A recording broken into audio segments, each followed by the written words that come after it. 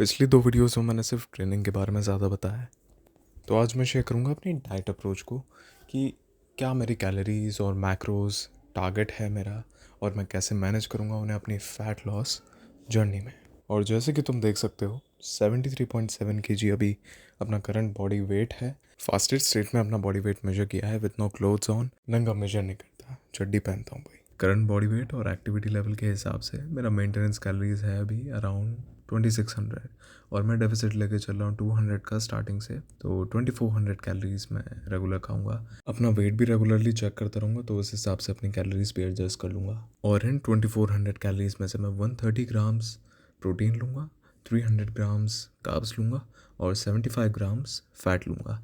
Slowly जैसे मैं आगे बढ़ता रहूँगा इस जर्नी में और धीरे धीरे करके मैं अपना डेफिसिट बढ़ाऊँगा, तो मैं अपना प्रोटीन भी बढ़ाता रहूँगा और मैक्सिमम में जाऊँगा 1 ग्राम पर पाउंड से थोड़ा सा ज़्यादा, यानी 165 ग्राम तक ही जाऊँगा मैं मैक्सिमम। उससे ज़्यादा की ज़रूरत नहीं पड़ेगी। अब देखो, ऐसे टारगेट तो नहीं है मेरा कि इस certain amount of weight number तक जाना है, जो कि मैंने कहीं ना कहीं बल्क में मिस्टेक करी थी। इसी वजह से मेरे फैट भी काफ़ी गेन हुआ 80 kg तक पुश करने की वजह से। बस एक गोल है कि मैं नोटिसेबली लीन दिखूं। उससे मेरा मतलब है, समझ लो, जो भी लव हैंडल्स हैं उसको एक तो ज़ीरो करना, तो प्रॉपर वी शेप लगे बॉडी, और यार थोड़ी सी बाइसेप वीन्स भी दिखे भैया, खुद को भी चाहिए, और थोड़े बहुत एब्स दिख लें। बस अपने को यही चाहिए बस। तो मान लेते हैं मेरे को 6 से 7 kg वुड बी ओके। 6 से 7 kg मैं लूज़ कर लेता हूँ तो मैं 65 kg के अराउंड पहुँच जाऊँगा। अब ये 6 से 7 kg मैं स्लोली लूज़ करूँगा पर वीक 0.5 kg के हिसाब से। तो अब अगर मुझे 6 kg भी लूज़ करना तो उसके लिए मुझे 12 हफ्ते देने पड़ेंगे, हो जाएगा। मैं ये सोचता हूँ मैंने कितना एक्स्ट्रा फैट गेन कर लिया उस ऑब्सेशन की वजह से कि मुझे स्किनी नहीं रहना था, मुझे साइज़ गेन करना था। तो खुद को शीशे में मैं देखता था तो अच्छा बिल्कुल नहीं लगता था। तो वही एक बिग गाय बनना था जो चौड़ा होके चले, लाइक दिस। बट स्ट्रैटेजी कुछ अच्छे से नहीं चली, उसकी वजह से मैंने फैट गेन कर लिया था एक्स्ट्रा। बट कोई नहीं, हम अपनी मिस्टेक से सीखते हैं एट दी एंड। तो अब मैं ध्यान से चलूँगा, अब इफ़ेक्टिव स्ट्रैटेजीज़ बनाऊँगा। अच्छा, वैसे ही जो मैंने एक्स्ट्रा फैट गेन किया था ना, मेरे को ज़्यादा नोटिस तब नहीं हुआ जब मैं रेगुलर जिम जाता था, टी शर्ट वगैरह पहनता था, उसमें ज़्यादा फैट नहीं दिखता था। कहाँ दिखता था? जब मैं बाहर जाता था शर्ट पैंट पहन के, वो जो पेट थोड़ा सा बाहर निकले रहता था। फिर उसके बाद मेरे को धीरे धीरे रियलाइज़ होने लगा कि श्रेय यार, तूने गलती कर दी। साइज़ के चक्कर में तूने एक्स्ट्रा फैट गेन कर लिया और बल्क को तू काफ़ी फाड़ लगे गया। Big mistake, I would say blunder. चलो ठीक है, छोड़ो, अब ट्रेनिंग की बात करते हैं। आज लगा रहा हूँ मैं पुल वर्कआउट, और ये सबसे पहले एक्सरसाइज है मीडोज रो।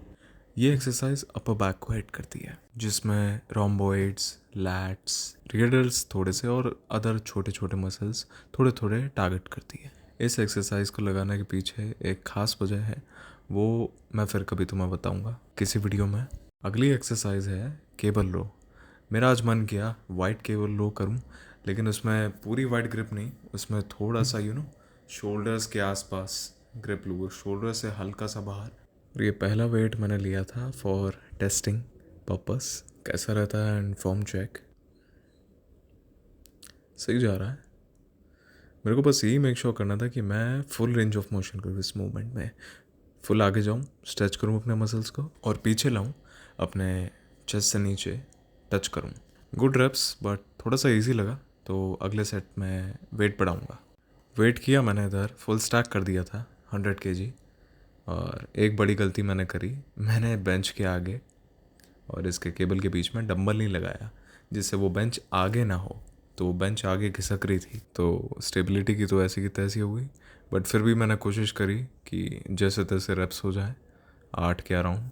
मुझे वैसे लग नहीं रहा था कि इसमें 4-5 से ज़्यादा होंगे, क्योंकि मैंने वाइड ग्रिप बहुत टाइम बाद करी है इतने वेट से।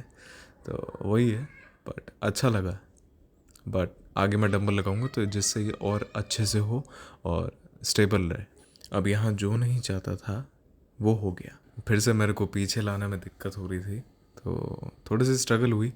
ले, ये तो बड़ी ज़ोरदार का था पिछला वाला। चलो ये फाइनली ले आया। अब या हो ही गए। 1 2 3 4। देखो पिछले वाले सेट से तो काफ़ी बेटर लग रहा है स्टेबिलिटी के हिसाब से, बट डेफिनेटली वेट काफ़ी फील हो रहा था, तो इसमें कम ही हुए। सोच रहा था ज़्यादा होंगे बट उससे भी कम हुए, झंड और हो गई। इसके बाद मैं लगाऊंगा lat pull downs, but reverse grip के साथ।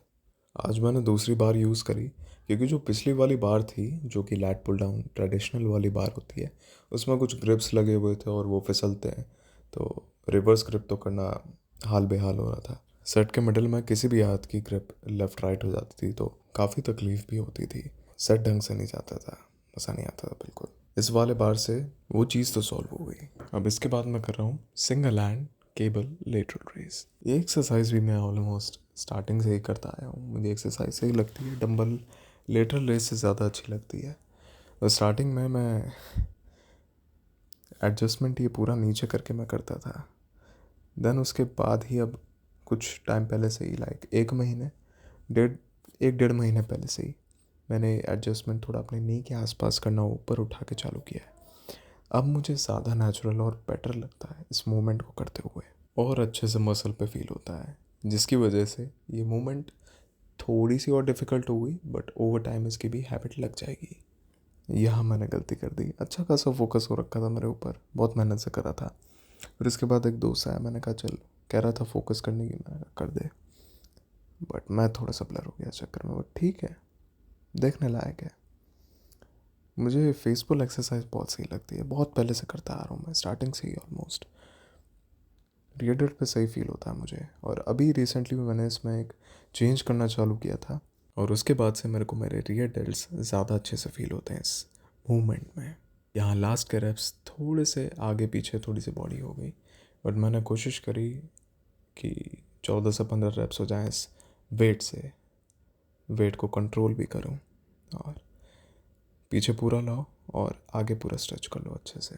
इसके बाद ऐसी एक्सरसाइज जो मैंने अपनी 2.5 साल की जर्नी में अब तक किसी को भी करते हुए नहीं देखा है। अब तुम्हें देख के ही लग रहा होगा कि ये एक श्रग मूवमेंट है, केल्सो श्रग कहते हैं इस एक्सरसाइज को। इसके मैंने लगाए 12 रेप्स, और ये मैंने वेट लिया था 10 kg का पहले सेट के लिए। बाकी के 2 सेट मैंने 7.5 kg के डंबल्स के साथ किए थे। वेट रखोगे ना, जिससे तुम कंट्रोल कर सकते हो और अपने मसल्स को पीछे स्क्वीज कर सकते हो अपने लोअर ट्रैप्स को, तो तभी ये मूवमेंट बढ़िया रहेगी। थोड़ी भीड़ ज़्यादा हो गई थी तो आज डंबल से किए थे टाइम बचाने के लिए। नेक्स्ट टाइम स्मिथ मशीन में करूँगा।